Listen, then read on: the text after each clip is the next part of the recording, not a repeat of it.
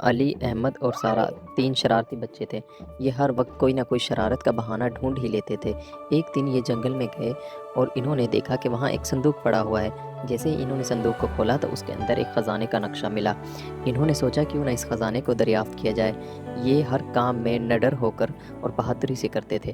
جیسے ہی انہوں نے اس نقشے کو ڈھونڈنے کی کوشش کی تو یہ جنگل کی طرف روانہ ہو گئے۔ جنگل میں جاتے ہی انہیں ایک بوڑھی عورت ملی۔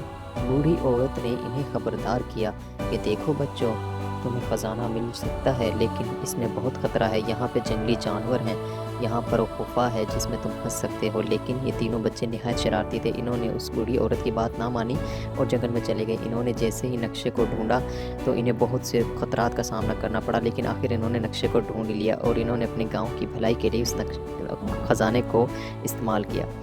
تو جو بھی کرو اپنے گاؤں اور اپنی بھلائی کے لیے استعمال کرو۔